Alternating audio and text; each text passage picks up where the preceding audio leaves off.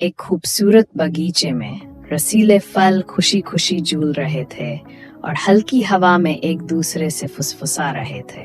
उन फलों के बीच एक छोटा सा जंबल था जो खास बनने का सपना देखता था। एक दिन जंबल ने असाधारण बनने के लिए एक रोमांचक यात्रा शुरू करने का फैसला किया। सबसे पहले जंबल ने एक चमकती धारा पार की जहां रंग बिरंगे पत्थर चमक रहे थे। फिर वह एक जंगल में पहुंचा जहां हर पेड़ पर अजीब और खूबसूरत फूल खिले हुए थे। वहां जंबल की मुलाकात एक सुनहरे पक्षी से हुई जो उसे खास सलाह देने के लिए तैयार था। पक्षी ने कहा कि जंबल को साहस और दोस्ती सीखनी होगी।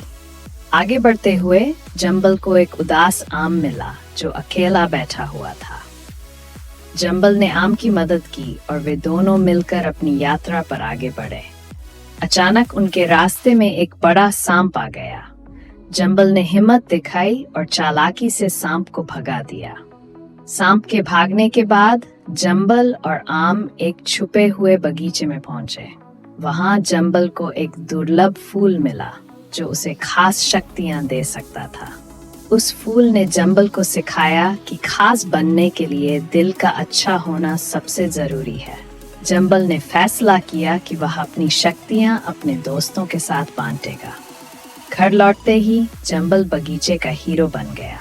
अब जंबल केवल खास था बल्कि सबका प्यारा भी बन गया।